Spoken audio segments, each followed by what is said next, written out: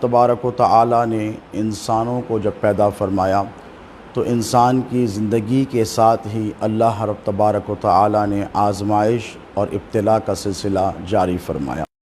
اللہ ہر بندے کو اپنے آزماتا ہے، چاہے مرد ہو کہ عورت ہو کہ بوڑھا ہو کہ جوان ہو۔ آزمائش ہر ایک کی زندگی کی کتاب میں یہ لفظ آپ کو ضرور ملے گا۔ آزمائش کی مختلف صورتحال ہوتی ہے۔ ایک آزمائش وہ ہوتی ہے جو انفرادی طور پر ہوتی ہے، یعنی جو ٹرائل جسے کہا جاتا ہے، ایفلکشن جسے کہا جاتا ہے، یعنی بیماریوں میں مبتلا کر پریشانیوں میں مبتلا کر اللہ تبارک و تعالی اپنے بندوں کو آزماتا ہے۔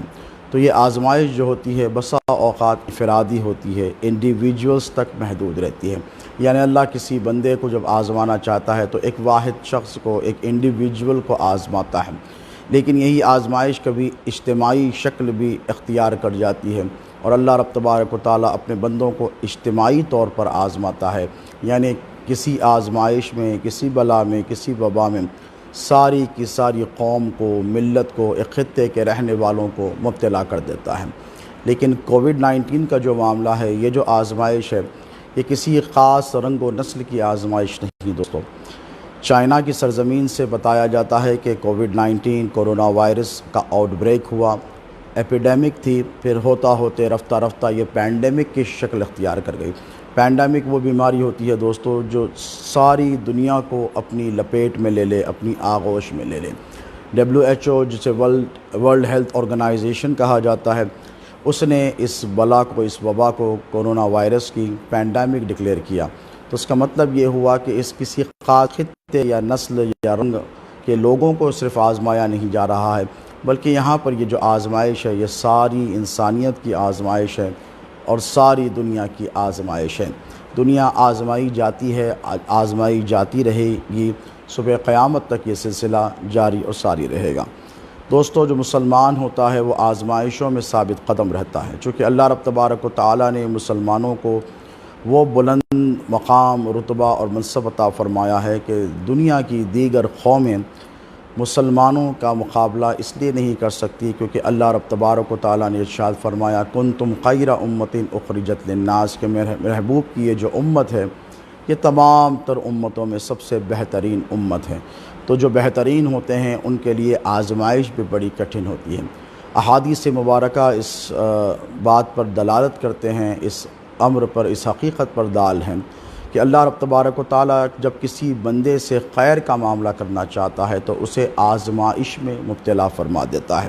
اور جتنا بڑا آدمی رہے گا، یعنی جتنا بڑا اس کا مقام، جتنی بڑی اس کی عظمت رہے گی، اس کے لیے آزمائش بھی اتنی ہی بڑی رہے گی، تاکہ اللہ رب تبارک و تعالیٰ آزمائش کے ذریعے اپنے بندوں کو آزمائے، ابتلا کے ذریعے، ٹرائلز کے ذریعے، ایفلکشن کے ذریعے،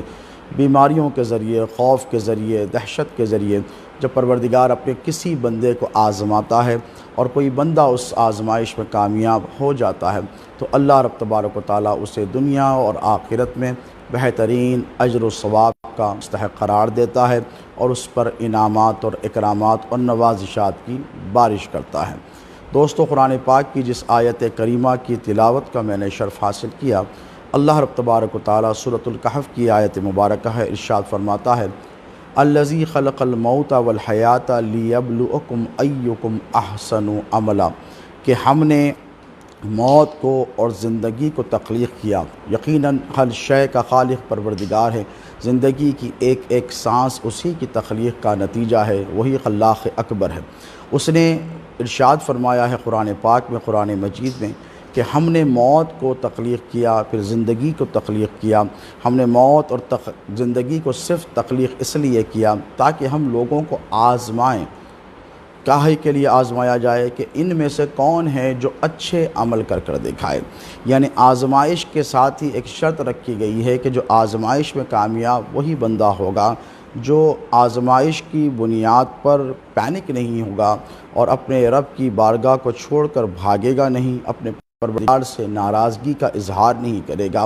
شکایت آمیز لہجہ اختیار نہیں کرے گا، اپنے پروردگار سے یہ نہیں کہے گا کہ تو نے میرے ساتھ ایسا کیوں کر دیا، بلکہ یہ کہے گا کہ مولا یہ تیری مرضی ہے، تو مجھے آزمانا چاہتا ہے، میں تیرا بندہ ہوں، تو میرا پروردگار ہے، میں تیری آزمائش میں کامیاب اتر کر بتاؤں گا۔ دوستو، جہاں تک آزمائش کا تعلق ہے، ایسا نہیں ہے کہ اللہ رب تبارک و تعالیٰ نے اپنے محبوب بندوں کو نہیں آزمایا ہے۔ دیکھیں یہاں پر ایک صورتحال یہ ہے کہ ایک ہے آزمائش، ایک ہے ابتلا اور ایک ہے عذاب۔ یہ دونوں چیزیں مختلف ہی ہیں۔ کبھی بھی ان دونوں چیزوں کو آپ کنٹراڈکشن کے ساتھ دیکھیں، دونوں پیرالل اپنے سامنے ٹھہری ہوئی ہیں، دونوں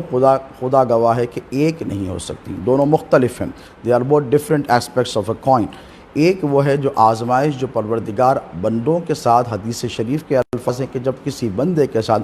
خیر کا معاملہ کرتا ہے پروردگار تو اسے آزمائش اور ابتلا میں مبتلا فرما دیتا ہے۔ اور ایک ہے عذاب، یعنی اللہ رب تبارک و تعالیٰ جب کسی بندے سے یا کسی قوم سے انفرادی طور پر یا اجتماعی طور پر اپنے بندوں سے جب پروردگار ناراض ہو جاتا ہے، جب خفا ہو جاتا ہے، تو اللہ رب تبارک و تعالیٰ ان پر عذاب کو نازل کرتا ہے۔ تو عذاب اور آزمائش کو کبھی بھی ایک نہیں سمجھا جائے، بلکہ یہ دونوں مختلف ہی ہیں۔ جب اللہ اپنے بندوں کو ڈیفیکلٹیز میں، پریشانیوں میں مبتلا کرتا ہے تو یہ نہ سمجھا جائے کہ اس پر عذاب کا نزول ہو رہا ہے، کیونکہ عذاب امت مصطفی پر اجتماعی طور پر، قطعی طور پر صبح قیامت تک نازل نہیں ہوگا، کیونکہ اللہ رب تبارک و تعالیٰ نے فرمایا ہے وَمَا كَانَ اللَّهُ لِيُعَذِّبَهُمْ وَأَنْتَ فِيهِمْ۔ تو اب نبی پاک علیہ الصلاۃ والسلام کے جلوگر ہوتے ہوئے ہم پر کوئی اجتماعی طور پر عذاب کا نازل ہونا محال ہے، قرآن کی نص سے ثابت ہے کہ ایسا نہیں کیا جائے گا۔ اب اللہ رب تبارک و تعالیٰ جو اپنے بندوں کو آزماتا ہے،